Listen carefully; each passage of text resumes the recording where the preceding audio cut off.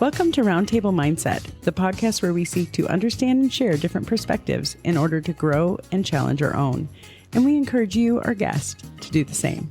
Each week we will pick a topic to discuss, sharing our own unique thoughts and insights. There will be times when we won't agree, and let's be real, that's probably going to be most of the time, and that's okay. We feel it's important to understand that we can live in this polarized world and still respect one another and even be friends.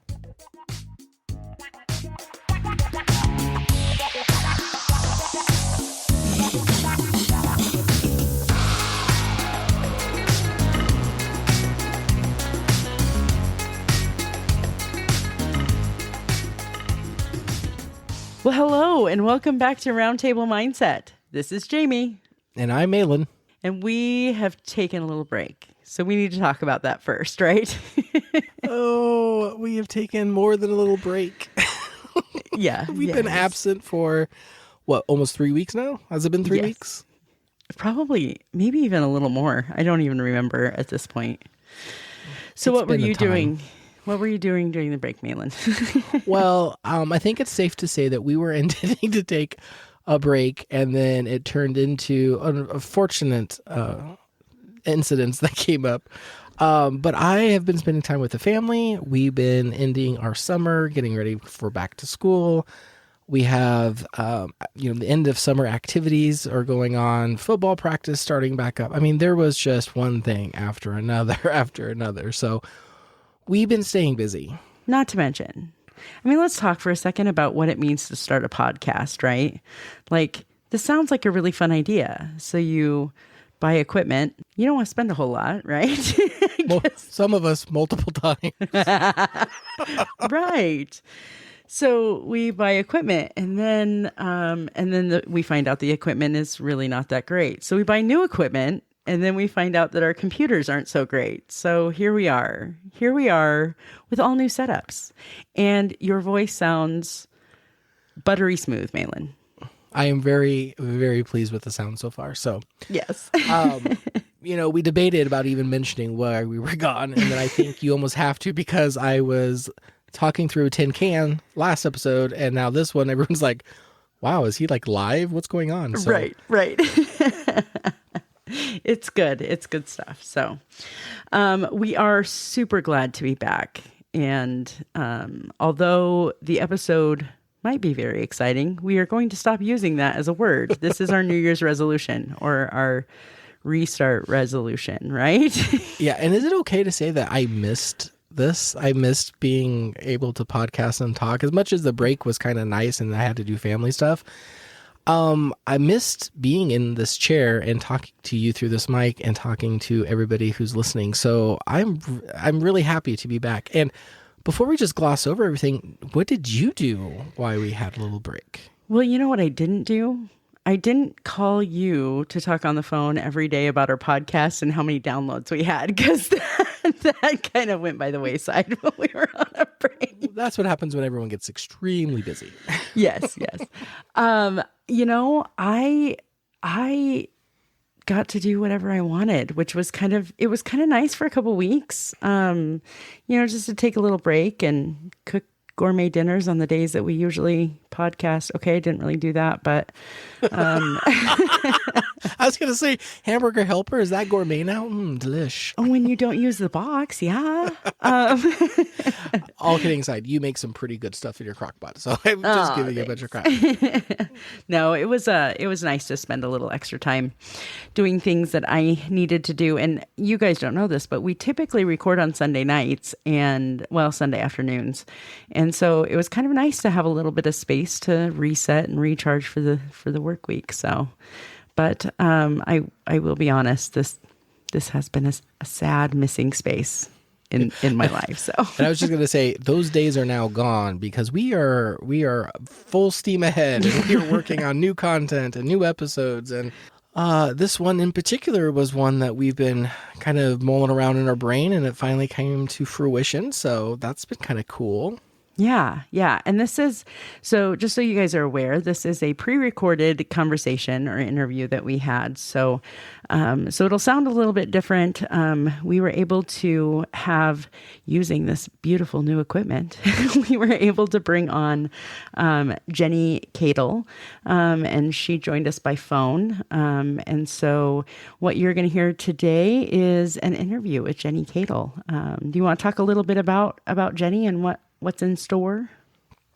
Sure. So we have enough material that there's going to be, it's going to be part one and part two. In part one, we're going to get to know Jeni. We're going to understand some of her background, what she does for a living, her family life, just the ins and outs, everyday kind of a walk in her shoes.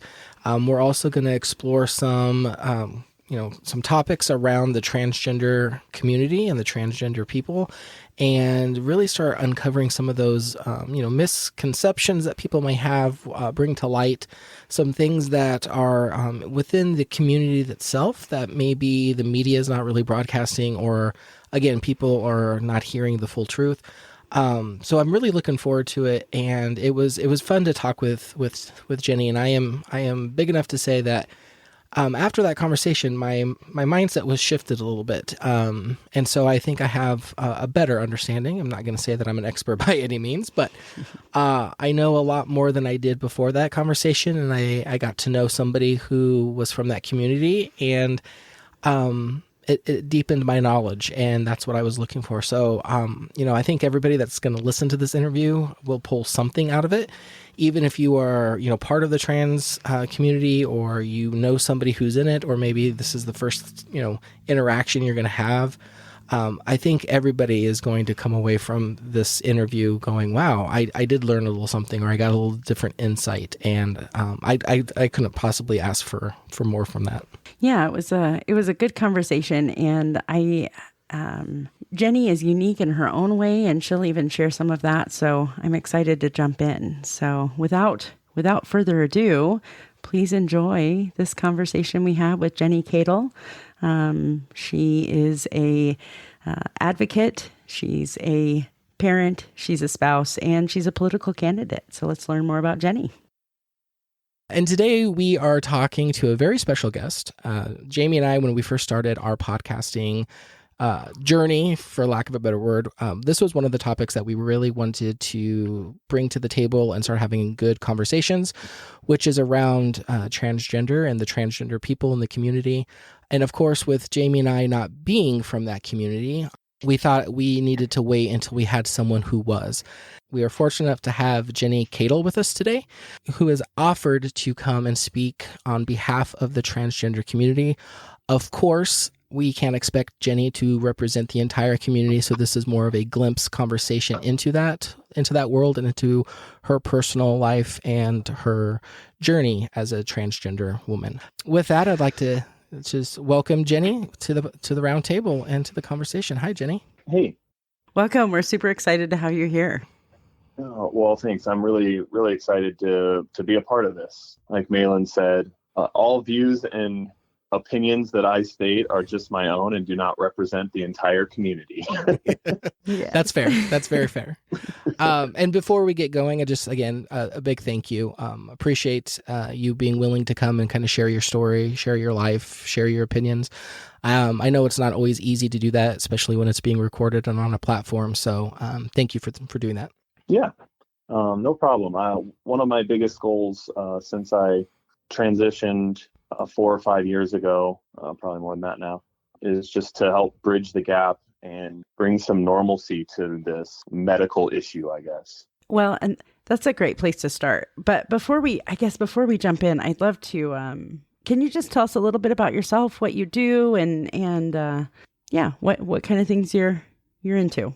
Yeah, like you said, my name's Jeni. I'm a small business owner. I own a medical transportation company around the Des Moines, Iowa area. And we take people doctor's appointments, things like that. That's what I do for work. I have a wonderful family. I've been married for 17 perfectly blissful years. And we have 4 wonderful kids, that a couple high schoolers, and then one preteen and one still in elementary school. Those five occupy most of my life, and then the business occupies the rest. But in my spare time, I've started to become fairly political here in Iowa. Last year, I ran for state house. I was the first trans person in the state to file for state level office, and I am now running for city council of Altoona, where I live. Oh, okay. So Very cool. you're what I'm translating all that into is you are a very busy person because big family life, big work life, and even some extracurriculars. So that sounds pretty awesome. If you don't mind, can we hone in just a little bit on some of the background that you were giving was your family and your family dynamics? Would you mind kind of highlighting or maybe discussing some of those with us? What does that look like in your family dynamic now with you, coming out as a trans person? Yeah, so for the most part, again, this goes back to where I said this is my experience, because I know that my experience with this and my thought process is not the norm with those in my community. But when it comes to my family, my wife and I, like I said, we've been together for 17 years. We were married as husband and wife, and now have transitioned. We haven't really picked our new titles yet towards each other. Obviously, she's still my wife, but we haven't worked out yet whether I'm, her wife or her partner or spouse or any of that title. But when it comes to our kids, in my opinion, I believe that mother or mom and dad or mother and father are titles that you earn. And so I don't really feel like I would want to take away that role from my wife. And so she's still our kid's mom, and I am still our kid's dad. So on Father's Day, I get a present, and on Mother's Day, she gets a present, and my kids still say my dad and my mom. And that's what we've done as a family, just because that's what I believe. That's one of my proudest accomplishments, is being their dad. So, how is that? I'm curious how that, have your kids struggled with that, or like, have they asked specifically, like, or do they just kind of go with it? So they kind of just go with it. Like, I mean, they don't, we really haven't like sat down and talked about it. My two high schoolers, have a little bit more issue with everything than my younger two, because they were a little bit older when I came out and started to transition. They've struggled with it a little bit more. I mean, they none of them struggle with saying my dad, but they struggle with some of the clothes I'm wearing sometimes and things like that. My younger two, for the most part, really don't know any better. They were a lot younger when I came out, and so one of my favorite things to tell people is that my daughter was having like a field day or something at her elementary school, and one of the other kids was like, "Is that your dad?" And she was like, "Yeah." It's like, "Why does your dad look like a girl?" And she was just like, "Because my dad is a girl, duh." Like, how is that not obvious to you?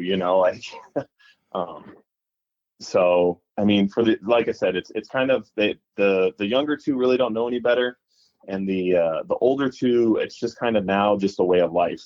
Right. One of the things, and I think my question that I'm going to is having to do with your pronouns, Jeni, and I want to preface this just a little bit. This is an area where, as somebody that's not part of the trans community, and I'm an outside person looking into it as the best that I can, some of my experience, my lived experience, if I want to call it that, is really secondhand through my children. Coming home from school, especially my daughter who's in high school. And I really am struggling understanding the importance of the pronouns. And so, first of all, I want to start off asking you, what are your preferred pronouns that you would like us to use during the rest of this interview? So yeah, my preferred pronouns are she and her. And does that mean any one of those will be okay? Yeah. So the way that works, when somebody tells you like their pronouns and it's got, like a flat, like she and her, I mean, obviously that's kind of your use of the word, right? So you wouldn't say, oh, I was talking about she. So like, that's why it's she and her, is so that you say, in proper context, right? So, she is here with us today. We talked to her, is what those are. What will happen with some people in the community is they'll have a he/they, and I always struggled with that. Like, when am I supposed to use he? When am I supposed to use they? When am I supposed to use, And so basically, if they have a slash there, it's basically interchangeable. They're okay with you using either one of those. So, like, if I were to tell you that my preferred pronouns are, she/they, then if you used they to talk about singular me, or if you use she, both of those would be appropriate. That's not who I am or anything, but that's what the thought process is behind that. Okay. Because again, for me, that's where I've seen firsthand some situations that come from not using the correct pronouns in conversations. I can see the intention. If you're intentionally trying to be disrespectful to someone, I could see where that would be hard to handle, or some heated conversations can come from. But one of the things that I've always wanted to ask, and I've always wanted to kind of know more, and you've already started chipping away at this a little bit, so I'm really kind of excited to ask this next question, which is, why is it so important, do you think, in your community for individuals to make sure the pronouns that they want to be identified as are being used? Because I've seen firsthand, and I've also heard from, my kids, from other people that I've worked with, that even people they meet in the transgender community right off the bat, and they've never spoke to them before, they've never had an opportunity to know what kind of pronouns they would like to be, they'd like used. There seems to be this, this anger, or this, it invokes a lot of emotion in conversations, not using the correct pronouns. And so I just would like a little bit, if you can provide it, from your perspective, why do you think that is so important? And when somebody accidentally, or even on purpose, but more accidentally, doesn't use the right pronouns, why do you think that reaction's there? Personally, this is again on the personal note, the pronouns don't bother me too much. There are some minor times that they do, but overall it's not a huge issue for me personally. I think what's being kind of conveyed out there is these videos or whatnot of the trans person in the store that's yelling, "It's a she," and all that. And what that's coming from, in my opinion, is this is somebody that's purposely going out of their way to misgender someone, to get a rise out of them, or just to be disrespectful. And then what you're catching is the clip of that person finally snapping or whatnot.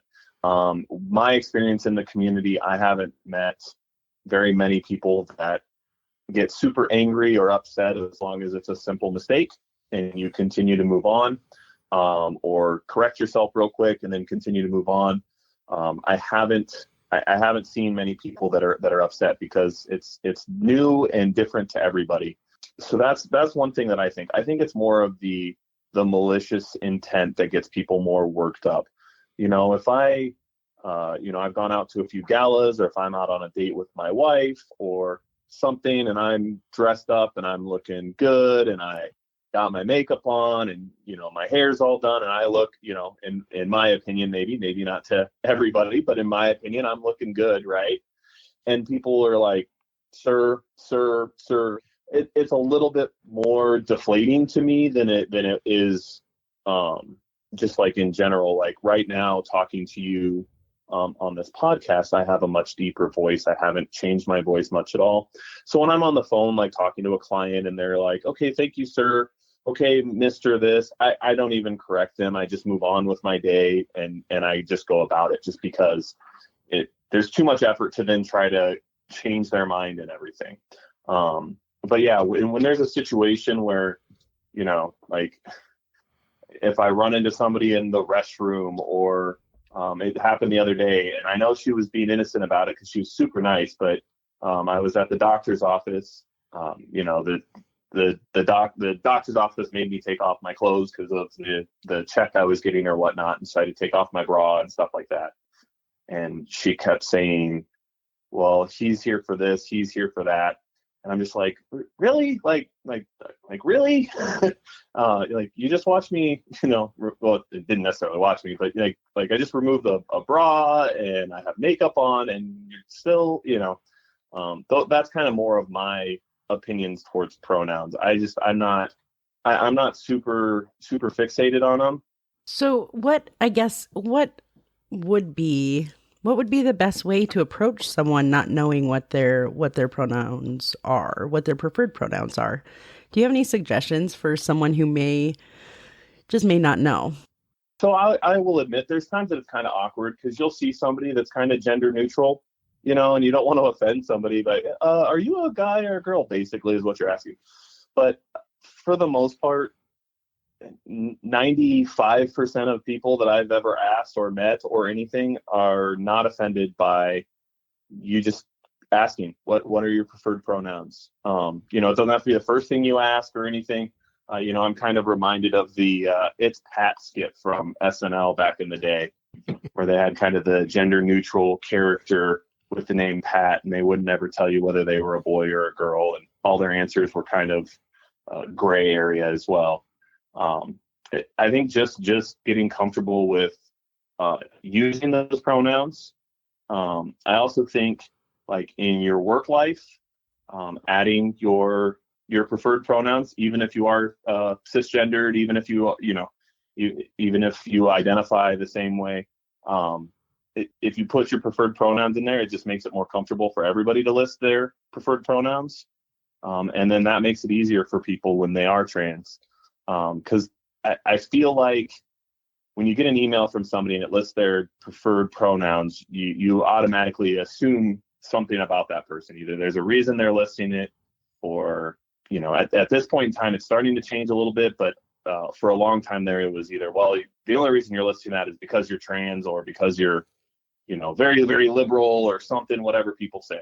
But the more and more people just kind of get in the habit of just listing them, the more comfortable it becomes for people to talk about. And I think the more people talk about it, the less of a issue it becomes. I fall into that category for me. So, I remember a time when having to identify or even share your pronouns was not even thought of. And so seeing where that linkage comes from to, I'm on LinkedIn in my professional life.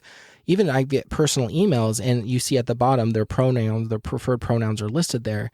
And it does make me stop and wonder, like, why is there such a big issue or a big deal now to have to identify someone's pronouns when it didn't exist before? And, I fall into that too, where it's the I don't want to say the awareness of the transgender community, but I don't know how else to say it, but it's really, in my mind, I linked it to that. It's now we have this whole new community, this group of people that we have to take into account, and how do we navigate those waters? And so now everybody is putting those pronouns on. And so I will say, Jeni, for me, it's kind of been a process for me, because I also started off with, well, I was making it about me. Well, why do I have to give my pronouns? I'm fine. I don't need to tell everybody. They can just look at me and tell. And it was me kind of digging in my heels. And really, once I, we've talked before on this podcast, pick your head up off of the sand and you kind of look around to see where you're at, and the landscape is changing. It's more important than just for the trans community. It's also for other people. And you just brought up some really good points here, that some people who may not even be in the trans community might feel more comfortable having people identify those, so it prevents awkward conversations. Because even before that, how many times, I know I've been guilty of this, I've seen somebody's name, I've assumed a gender, I've written an email, it goes to them to find out, in the email it's him and thank you, sir, and all of these things, to find out when I have a meeting with them that it's actually a female. And so I think there's benefit to doing that. I think I'm just learning to understand what that implication means. But I did start off thinking it was because of the trans community that this was being done. And I did dig in my heels a little bit because of it. So I will double down on what you're saying. So I came from a very conservative background. In fact, one of the things that I tell people, that if we had changed, like if we'd moved time and I was like in the same process of where I was, if I was who I was in college right now, I'd probably be walking around sporting a Donald Trump hat and all that stuff, which is way different than where I am currently, right? But I mean, I was just very, very conservative, and so I kind of was under the same mindset as you, actually. I just recently added my preferred pronouns to my emails, and I mainly did it because I have clients that I've been dealing with for years, that knew me before my transition, know me now, and they still on the phone misgender me and stuff like that. And so my wife was like, well, maybe you should just start putting it in your emails when you email them, so maybe they can start seeing, like, hey, this you've been doing this wrong for a while now, like, because it's kind of been long enough that it's like one of those awkward things where oh man, I've known this person too long, I can't ask them what their name is anymore. Right, then you're kind of stuck, right? You're like, what do I do? Yeah. Well, and what a subtle way to just start having that transition in those spaces too, to let people know. That's appreciated. Yeah, and that was that was definitely a fun experience, switching kind of everything over in my email, because I really didn't I wasn't super comfortable with just being like, oh hey, I'm trans, I have a new name now. So like transitioning over with my clients to like, hey, I no longer go by the name of Timothy, I now go by the name of Jeni, and like, so people would call in and be like, oh hey, I'm calling to talk to Tim, and I'm like, no, you want to talk to Jeni? Like, no, I want to talk to Tim. No, you want to talk to Jeni? Like, trying to break that wall down with them, of letting them know that, like, yes, there's a new name on the ownership or the, whatever file you guys are looking at, there's a new name on it, but it's the same person, that was kind of a fun and interesting experience. Yeah. So, I mean, talking about that, there's all kinds of different areas of our life, and I can imagine when you go through this transition that's difficult. You've talked a little bit about business and with your family, but what has that looked like for you, and where has been the most difficult place to make that transition for you? I think the most difficult place of the transition was in my married life. My wife and I got very, very, very close to divorce throughout it, which I think one of the reasons that we're one of the few couples that has stayed together throughout this process is because we both took an approach, kind of like you two are, of trying to understand each other's point of view. And I do understand my wife's point of view of why she was unhappy and for a long time. And I mean, we got very, very close to divorce, and we decided that this is something that we wanted to do, and that we wanted to stay together, and that we did love each other. And when we said, I love you unconditionally, we meant it. And it was a decision that both of us had to make. And I mean, we talk all the time how, this isn't necessarily the life we may have dreamed of beforehand, when we were little kids. This isn't necessarily the quote unquote perfect marriage that we would have thought of before, but now it's the perfect marriage for us. And it is, we are happier now, because even though so I guess to step back, so the process of kind of coming out, because that kind of pertains to this. So first I kind of had to come out to myself, right? I really had to truly dig down deep and understand what it was that I was feeling and everything. And so having those internal secrets, even from myself, kept even an unconscious wall between us. And so now that that's been torn down, I mean, we talk openly about everything and anything now. I mean, we'll watch a show, and in the show there'll be, it'll be a polygamous marriage, and we'll just be like, what would be your idea of this? And well, I don't think there's any way and we'll have a full conversation about it. And regardless if we agree or disagree, we both can now freely, openly talk about it, because I feel like that last wall was taken down. Can you talk a little bit more about your coming out process, like what that looked like for you? You said that you kind of had to come out to yourself. Looking back, do you recognize that even younger and before marriage that you kind of knew, or what was that like for you? So, growing up in the 80s and 90s, I would say one of the big things is a lot of stuff you hear in the media is that people are potentially, whatever, being brainwashed into being trans, and it's only a cool thing now. And I think it was more of people really didn't know what to call it or how to feel about it back then.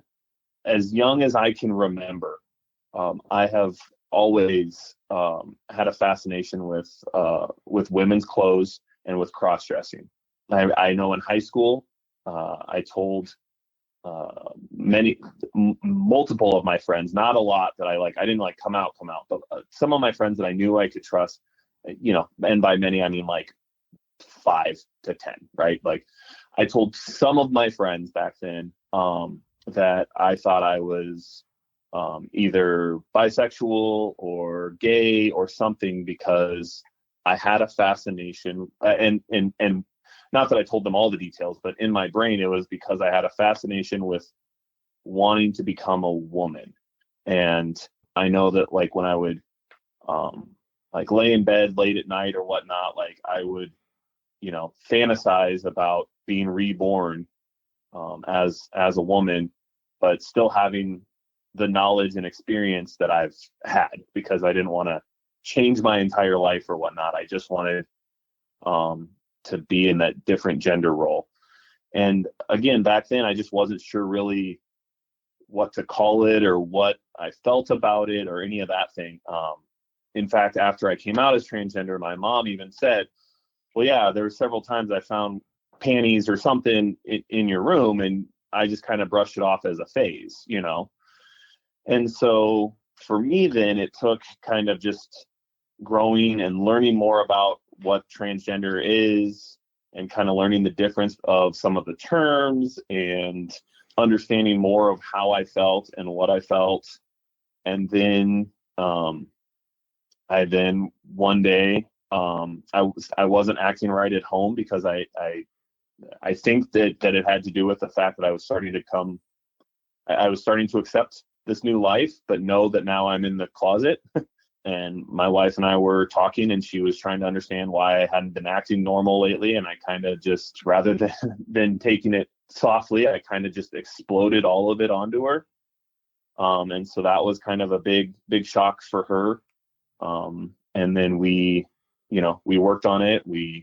At first it was well, how about you only cross-dress at home and we won't do it out in public? And then the job I worked at the time was all the way down in a small town, about an hour and a half from our house. So maybe I could slowly start doing some stuff there where it wouldn't necessarily reach to my normal life day to day here, and it was every step we took, it just didn't feel like enough of being true to myself. And then so that led to me ultimately coming out to the world, and now presenting myself as the new, happier version of me.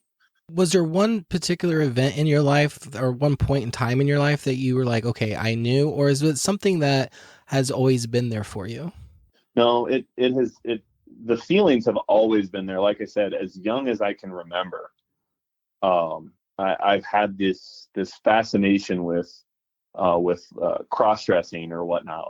I've always found it interesting, and I've always enjoyed it. Even in college, I had a chest in my closet that I kept locked at all times. And when I had time, inside of it had all sorts of women's clothes. It had makeup. It had everything girly and everything that I could explore and everything. And, multiple times I took that stuff and I threw it away, saying, I'm not going to do this anymore. This isn't right. This isn't okay. I got rid of it. And then it slowly would eat back at me, and I would slowly start buying stuff again, and which really sucks because I had some really cute clothes in college.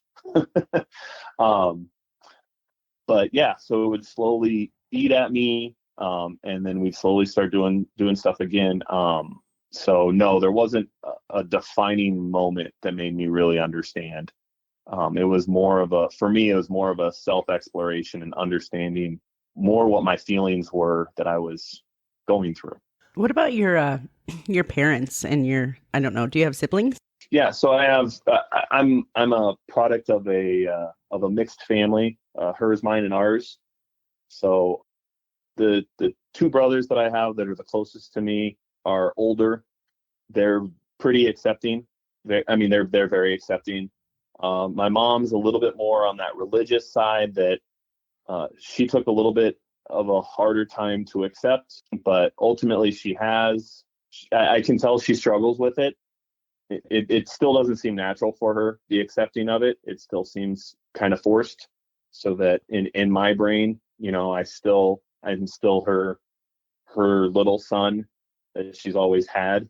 And then she has to force herself that when she talks to correct herself to, now her adult daughter. But that, I see that happening. You can talk about that with any parents, in my opinion. They really have a hard time transitioning you from that little 5-year-old child to the adult. And mine just has the additive bonus that I went from one gender to the other in that process. Yeah. I do think she is making an effort to try to understand and try to see where it is, even though she's maybe a little stubborn in her viewpoints of where she believes and what she believes in with some of the issues surrounding trans people. Do you have any advice? If there are, young kids that are experiencing some of that too. Do you have any advice for kids that are struggling with that with their own families? If it's somebody that hasn't come out, hasn't transitioned or any of that stuff and is struggling with, what you feel on the inside, I think the best thing is finding someone that you can talk to and kind of open up a little bit and feel a little bit more comfortable with yourself around, whether it's a very, very good friend, whether it's a sibling that will be there for you, whether it's a professional and it's a psychiatrist or somebody to help you just kind of go in and talk about some of those things. Because not everybody's ready to come out today. Even people that are in the exact same position as me, that are not ready for it. And to force anybody to come out before they're ready, or to out somebody without them knowing, I think is I feel that is very, very offensive. To either force somebody to come out or to out them. I had people in my transition that had outed me before I was ready to come out to people. And I found that, like, you're supposed to be one of my really good friends and you told everybody this secret that I told you, I think not only is it offensive, it's also potentially dangerous in society.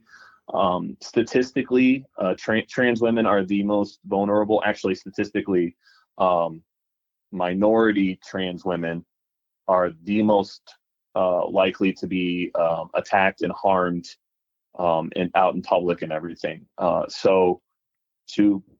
then after that, it's white trans women. But it can be potentially very dangerous if you tell people that somebody is trans or even queer or homosexual in any way.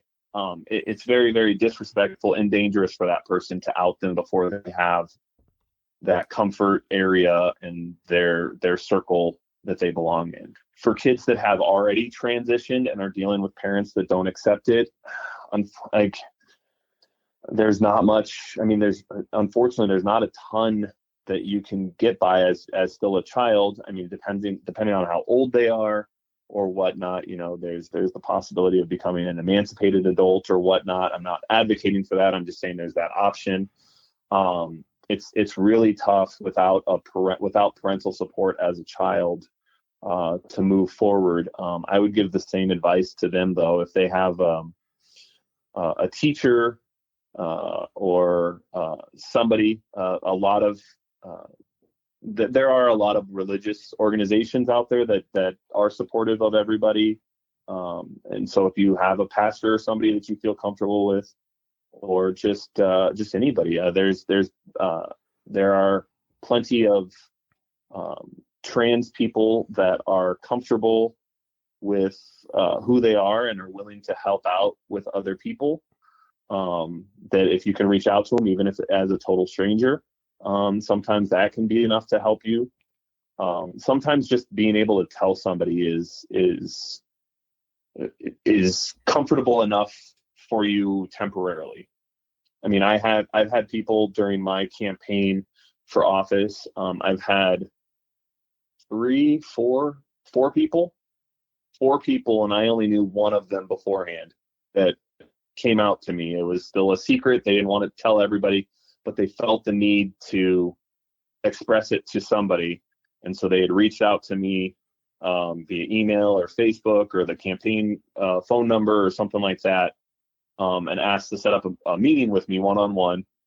And that's what they did. They were like, I just needed to tell somebody, that I've been having these feelings, and, Yeah. What a testimony to the power of just being represented. You being out there and running a political campaign, it gives hope for those that aren't comfortable yet coming out. And so I think that's a really good example of how representation is important. That's really cool. That was one of the biggest impacts, looking back at my campaign that I did, that I did have, was I wanted to, same thing as, my goal with coming on here is to show people that transgender people are normal, right? Like, we pay our taxes, we hate it, but we do it. We mow our lawn, we have children, we are children, we have siblings, we are normal people. And the media has portrayed us as this opponent or this hypothetical people that only care about ourselves and blah, blah, blah. And, we are quote unquote normal, just like as normal as anybody else is. My biggest goal when I was running my campaign was to I didn't want to run as a transgender person. I wanted to run as an individual on these issues who was also transgender, and during the campaign and even after the campaign, it really kind of changed to being more of a focus on my gender, because that's just kind of what it needed to be. That was that people really resonated with, that they would finally, I had a ton of people excited that they finally felt, people coming up to me thanking me. And I was like, well, I really didn't do much, because I didn't end up getting a ton of votes, but so like ultimately from my point of view, I didn't do too much to help the community or anything. But to several individuals, they came up to me thanking me for even going out and doing that and representing them and that sort of stuff. So yeah, that's awesome. So I can imagine in that space you would want to be, I don't want to put words in your mouth, Jeni, so correct me where I'm wrong. But if I was trying, I'm trying to put myself in, your shoes as much as I can. I think it would be, I'd want people to see me as the person and not what I'm representing. So do you think that's an element for you too? I mean, you're a trans woman, but do you want to be seen just as a trans woman, or do you want to be seen as Jeni, and here are my political views, and here's what I am going to do for my community and to my state? That's where I think I would be, I don't want to say offended, but that's where I would be like, I'm more than just being a trans person. I want my ideas to be heard, and I'd want my mind to be heard. And so do you ever see that happening too, where now you coming out, you're just now Jeni the trans woman rather than Jeni the individual? Yeah. To answer your question, I agree completely. Like, that's how my campaign started. That's what I wanted. I didn't want to focus on my gender and that sort of stuff.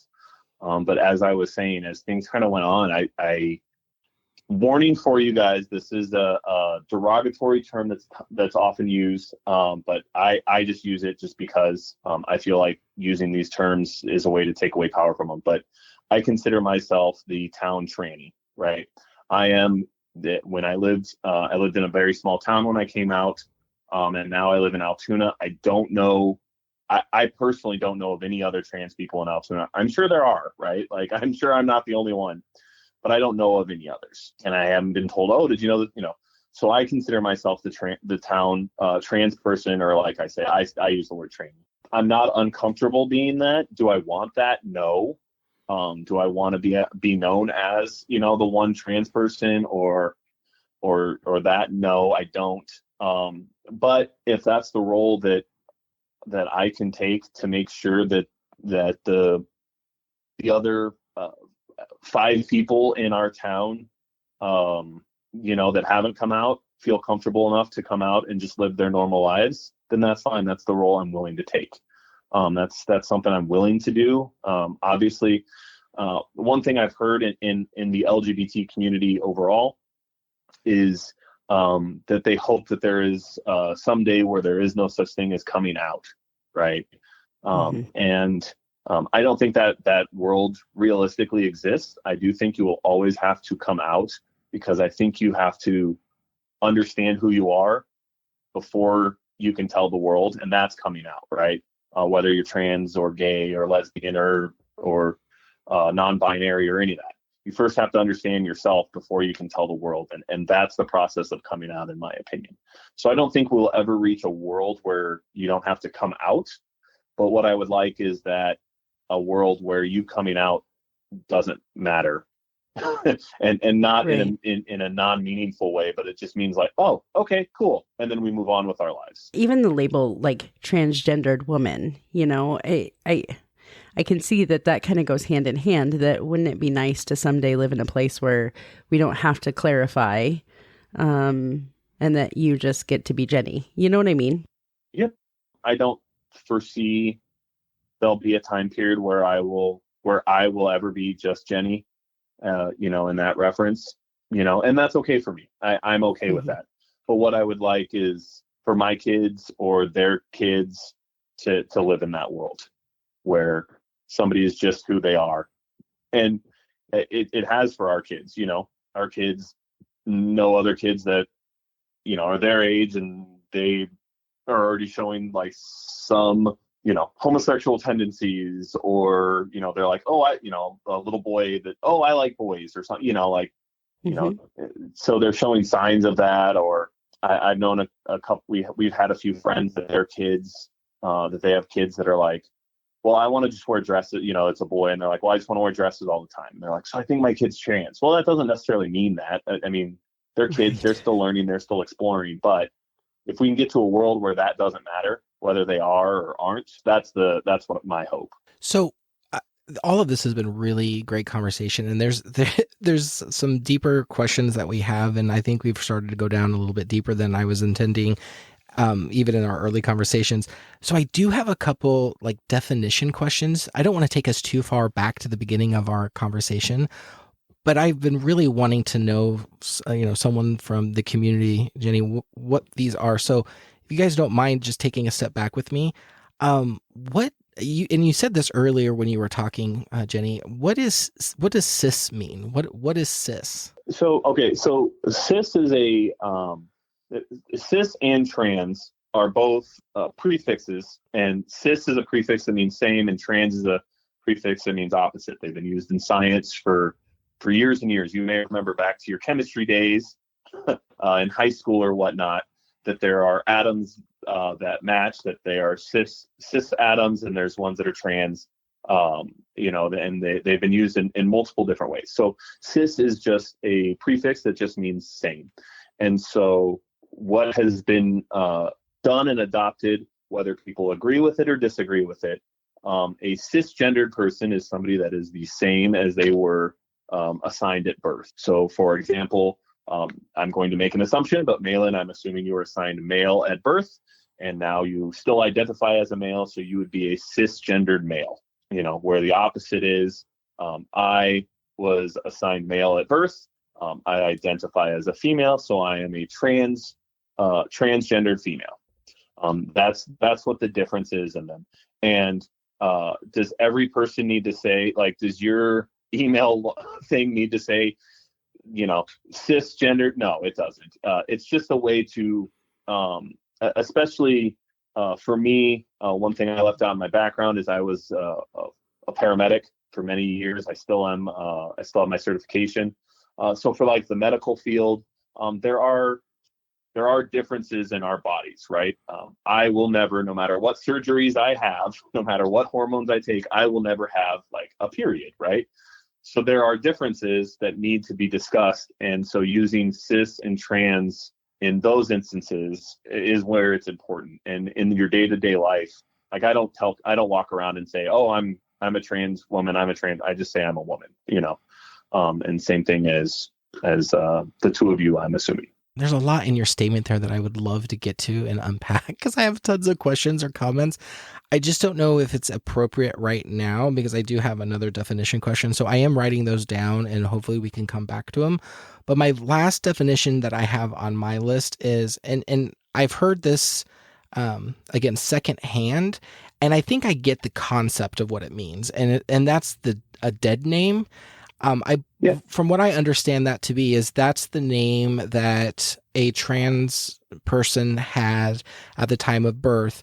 And now that they've changed genders, they may have changed their name, and the dead name was their name they were born with. Is that accurate? Yes. So that is what a dead name is. That's in general, asking somebody what their dead name is somewhat offensive to a lot of people. Because a lot of individuals in this community, want to just be seen and live their life in their new life, right? I've already said it on this during our talk here. What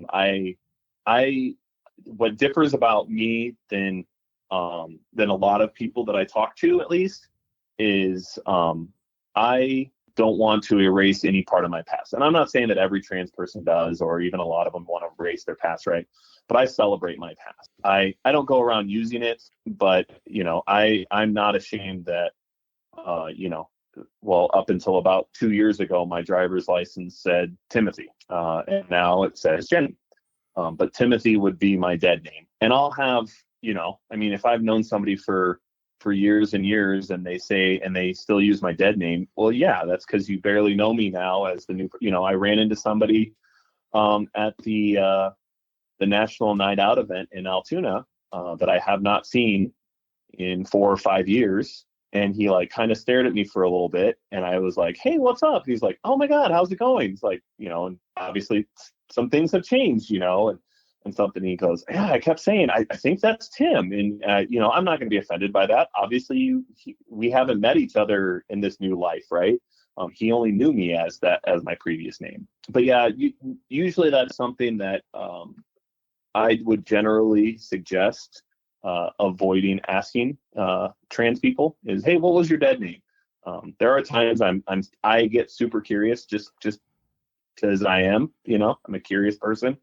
But I still avoid those questions. I don't ask. I don't want to bring people up with old stuff or things that they may get upset with. But like I said, I'm not ashamed of anything I've done in the past. Everything that I've done in my past is led me to who I am today with what I have. And so I'm not ashamed to tell people, who I was or what I was, whether it was an Eagle Scout or, a jock and a wannabe football player. And, I played rugby and I was in a fraternity, all the things that guys do, and, right.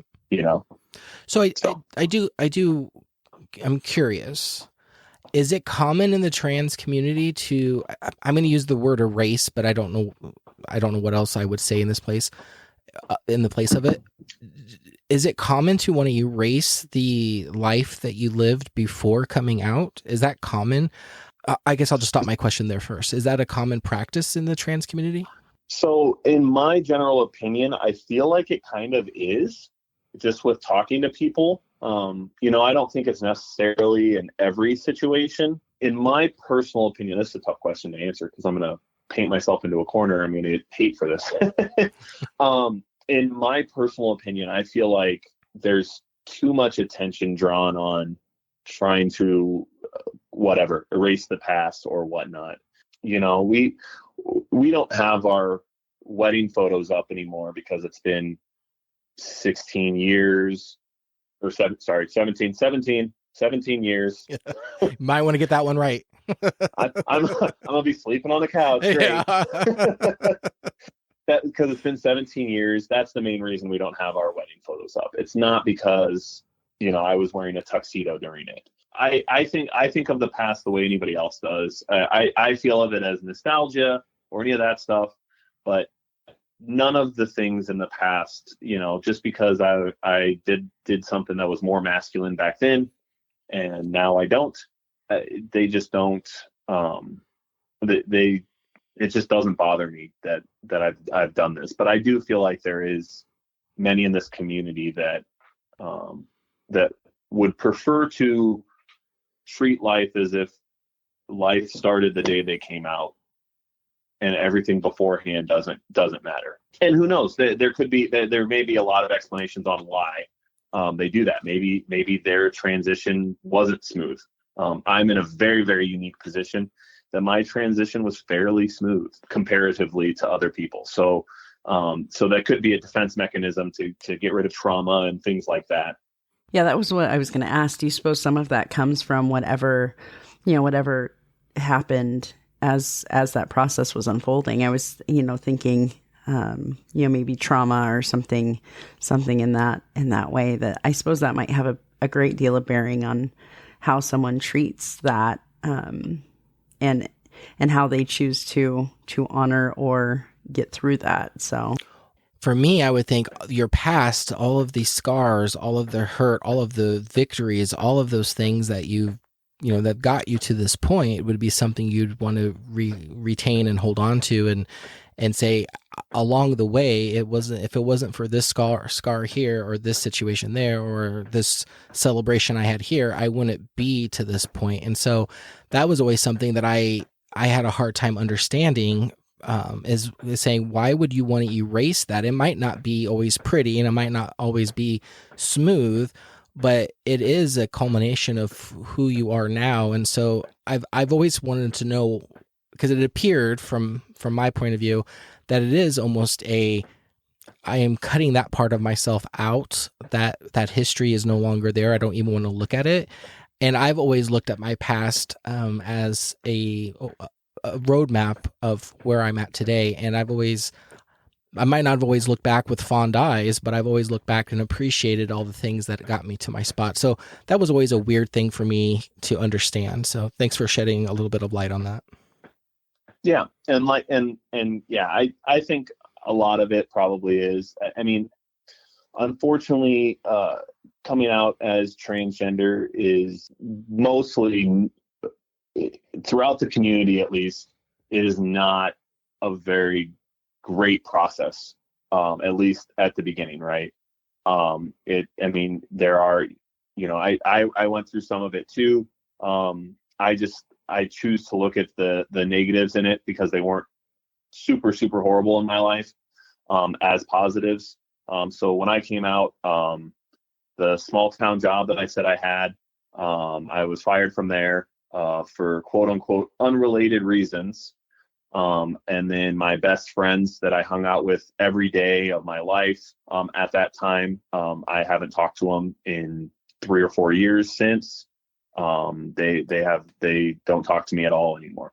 And so, I went through some hardships too, but I look at it as this is with the same lens you did. But I do know that there are people that go through, the first time you go out and present yourself as your new self, you can get a lot of very, very, very negative and traumatic reactions. They're like I said, the transgender community is the most likely to be attacked or raped or any of those things.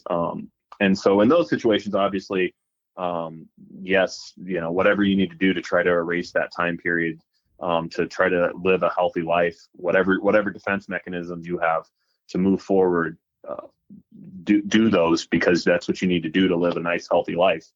But like I said, with my experience, and probably in general, your experience with just life in general, more than likely has not been that traumatic or those type of issues. And so you have no reason to want to cut out your life. And so same thing with me. Yeah. Well, as we're in the vein of definition or setting the definition of our conversations, I do have one more, and I think this could be sensitive in nature, so I just want to put that out there to kind of ready the group. I don't think it's been any surprise, I don't think, for Jamie. In my lens, when you speak about gender, growing up, some of this is goes back into my religious beliefs and to just my overall thinking between the genders. I've always seen it as male and female. There's only two classifications. Now, I understand there's probably a very vast array of conversations around what constitutes a label for a gender, but I just would like to get your opinion. Do you see the classification of gender as a spectrum? Do you see it as classifications? Maybe it might be more than just two, or are you in the camp of there's really just two classifications and one can transition from one to the other? So what I've learned through this process and through just trying to keep my mind open and everything is one of the biggest misconceptions is that I think a lot of people misconstrue biology, like your chromosomes and all that, your sex and your gender. And then even there's even other classifications that we're kind of in general as a society or media or whatnot, kind of all misconstruing to be the same thing. Right. And so your biology and your sex is determined by your chromosomes and all of that. And even those have more than just two options, right? There is somewhat of a spectrum with that because there's possible abnormalities and things like that are actually a lot more common than people realize it. And unless you go and actually get a test of that, everyone just assumes based on what sex organs you have, what sex you have, right? But there's a lot of abnormalities out there that actually make that a little bit more of a spectrum than what maybe we originally thought. Gender, however, is a social construct. And that's one of the biggest things that I see people talk about within the community. At one point in time, it was normal for a prominent man to wear high heels and a garter and makeup and wigs and all those things that today would be considered feminine, right? And back several hundred years ago, that would have been considered the norm for a man, for the king, for things like that, right? So gender is a social construct. What is normal for gender roles in the U.S. is not the same as what is normal for the gender roles in Bosnia, in China. It is a social construct that we make up. There's no reason that you can't have, a female in this job or in this role or this, or there's no reason that a male can't be in this or that or this. So gender is kind of a spectrum, but again, it's a social construct. It's what we have decided. This is the norm for a man. This is the norm for a woman. And so that's one of the big things that I definitely want to touch on because there is a lot of confusion of that. And I don't think there's any trans person out there that will go around and say, and there might be some, but in general, that are going to try to argue and say, no, they're a biological female now. And, that's not the case. We understand the difference. And those are the issues that we kind of run into. I do think, I used to kind of be under the same mindset as well that gender is kind of, there are two genders and you're on one or the other. And honestly, the way I kind of grew up, I just always looked at it and I wanted to be in the other role, right? That was me. Like my ideal job would be a 1950s housewife. Like that's what I would like to be. You know, I don't mind the gender roles. I'm in the wrong one. Where a lot of people in the trans community want to break down all gender roles, want to get rid of that and let anybody that wants to be whatever they want to be, which is a great attitude. But that's what leads to some of this spectrum. That's where you get some of the non-binary people. Those are basically kind of, if you think of the binary of you're either a boy or you're a girl, your non-binary people are people that fit somewhere in the middle, right? There's an individual who I've recently started to become friends with. The last time I met up with them, they have a 5 o'clock shadow, deep voice, look clean cut, present masculine, nails painted. They might have had a little bit of makeup on as well. So somewhere, like I said, kind of in the middle. So some things that are masculine, some things that are feminine. That doesn't take away from who they are as a person or any of that stuff. That's just one of the things that makes them, I don't know, special or unique. I like to call them quirks. That's just one of their quirks, which is, I find them fascinating. I think all quirks, everybody has their own quirks that makes them an individual. And I think those are fascinating.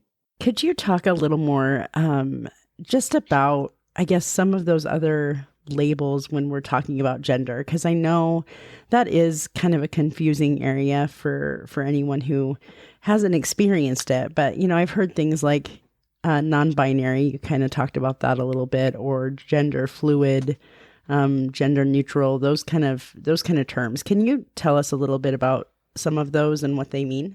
I can do my best. There are several different terms out there. There are different descriptions and labels for, in my opinion, I feel like there's a label for every individual out there, right? I'm like, why are we trying to label ourselves if we're trying to break down labels? But so a gender fluid is somebody like my friend I just described, that they just kind of flow in and out. They really don't care which gender, you know. Oh, I like my nails painted, so I'm going to do that. Like they just kind of it's very fluid. They don't really abide by any rules at all for gender. They just do what makes them comfortable, and that's who they are.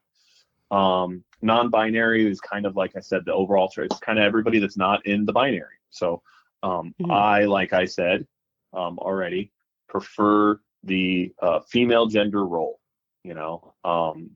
So I am not non-binary. I am a trans woman. And so there's a man, there's a woman, and then like anything else is kind of overall non-binary.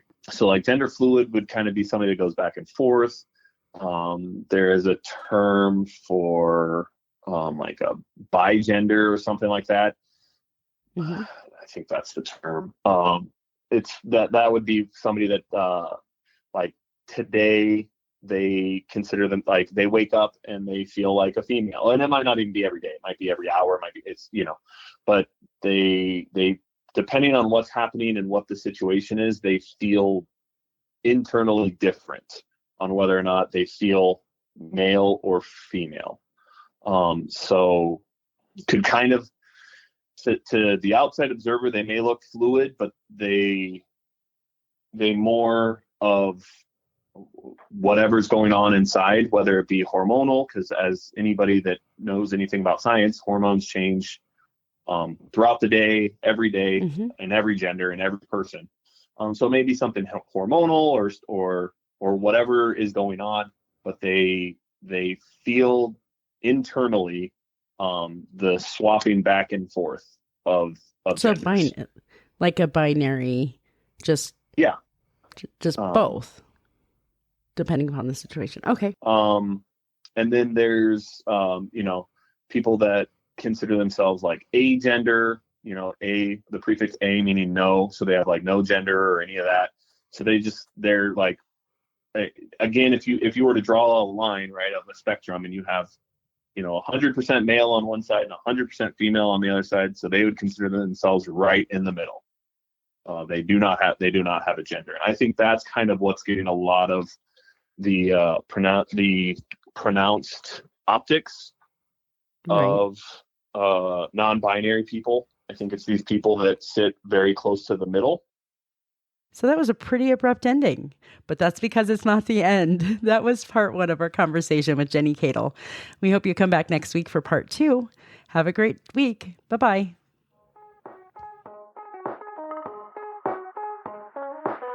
This podcast was recorded and edited by Jamie and Mahlon. Music by Famous Cats. If you have a topic you'd like us to discuss, please email us at roundtablemindset@gmail.com. Text or call us at 402-819-8999 or join the conversation on Facebook at Roundtable Mindset Podcast. And never miss a new episode by making sure you like, subscribe, and share wherever you listen to podcasts.